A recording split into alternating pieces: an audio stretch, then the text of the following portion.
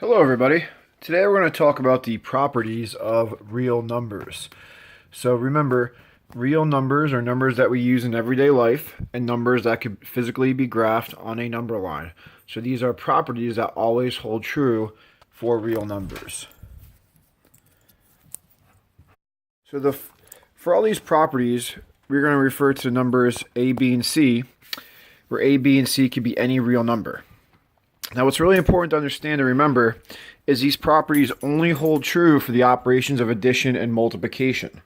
They do not hold true for subtraction and division, most of these properties. Okay, but most of these properties do hold true for addition and multiplication, but not subtraction and division. So the first property we're going to talk about is the commutative property. All these properties, with the exception of distributive, will have addition and multiplication parts to them. So for addition, basically what we're saying is it doesn't matter what order we add two numbers in, we still get the same answer. So for example, if we have 4 plus 7, that's going to be the same answer as 7 plus 4. So for multiplication, when we're multiplying two numbers, it doesn't matter what order we multiply those two numbers in, we still get the same answer. So if we're using 4 and 7 again, 4 times 7 equals 7 times 4, because again, those both equal 28. So you can see that the order does not matter for addition and multiplication. And we briefly talked about that this year through some examples. And please remember, again, when things are touching in algebra, that implies the operation of multiplication. The next property we're going to talk about is the associative property. Now, in recognizing the different properties, two things you want to remember with this property. The first thing is the associative property always has parentheses in it. And the second thing is the associative property always involves three numbers or three terms. So that's important to remember that the associative property always involves three terms. Kind of ugly writing there. But the associative property always involves three different terms. So for addition, if we're adding three numbers, we could add the first two together and then get our answer and then add that to the third one. Or we could add the second two together and then add it to the first one. So for example, if you look at the example for addition, we have 4 plus 5, which is 9. And then we add that to 3 and get 12. That's going to be the same as 5 plus 3, which is 8. And then adding that to 4 and we get 12. So if we're adding three things, it doesn't matter what order we add those three things in, we still get the same answer.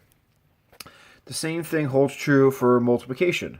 So for multiplication, if we're multiplying three numbers, we can multiply the first two together and get that answer and then multiply it to the third one. Or we can multiply the last two together, get our answer, and multiply it to the first one. So for example, 4 times 5 is 20. 20 times 2 is 40. Or we can multiply 5 times 2, which is 10, and then 10 times 4 is 40. So they both give the same answer of 40. So again, the associative property involves parentheses, and even though I kind of started to erase there, it also involves three terms. Next is the distributive property. Now this property uses both operations of addition and multiplication. The property involves taking something that's multiplied to the outside of the parentheses and multiplying to all the terms on the inside.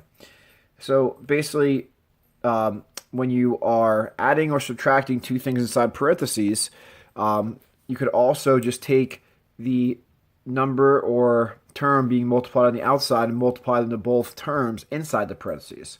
So you see these two examples, and for the examples with variables,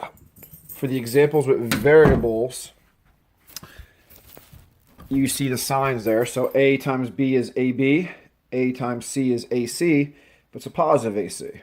We don't need to write the sign for that first answer there, the AB, because it is positive if you don't see a sign. So for the second example with variables, A times B is AB, and then positive A times a negative C is a negative AC. So the examples we have at the bottom is 4 times the quantity x plus 3. Well, 4 times x is a positive 4x. And then 4 times 3 is positive 12.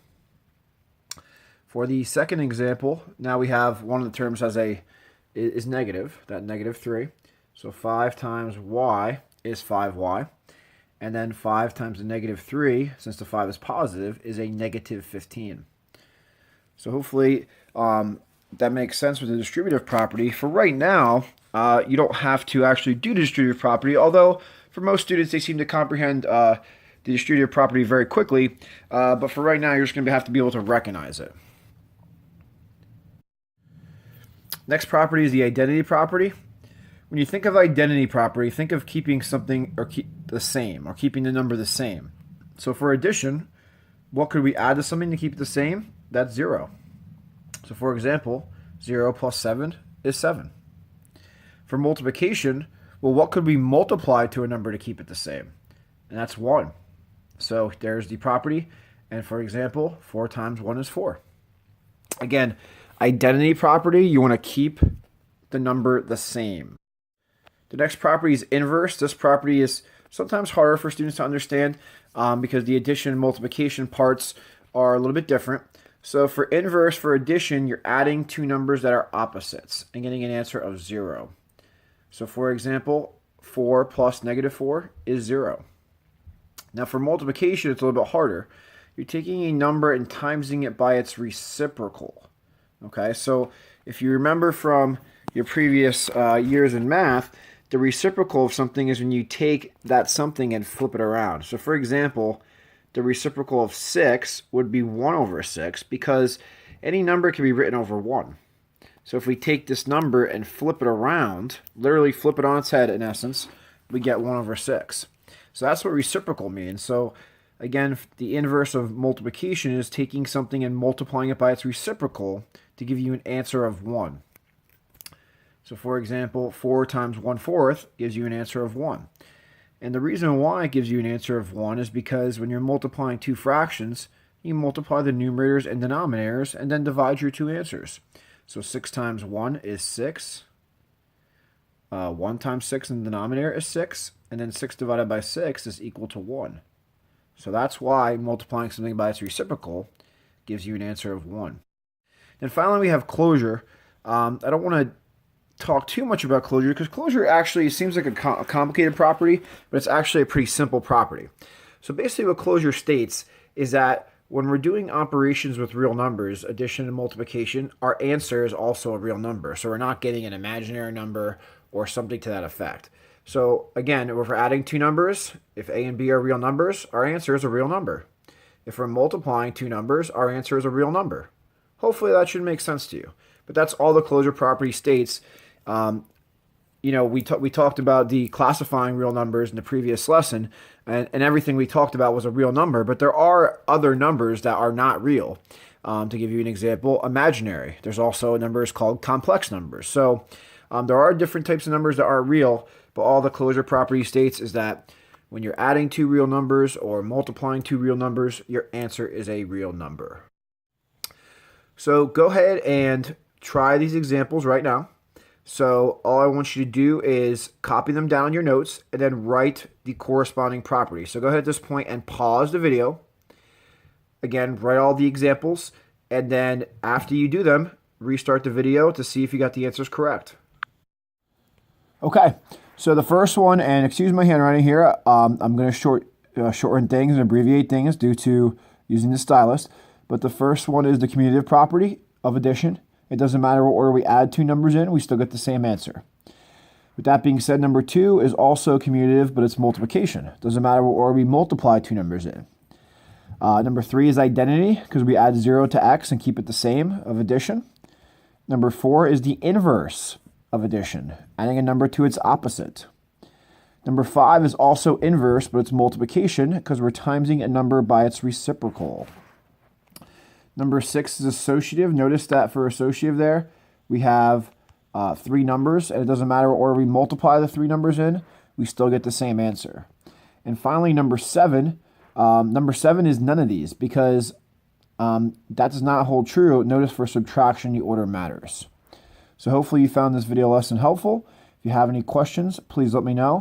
Have a fantastic day.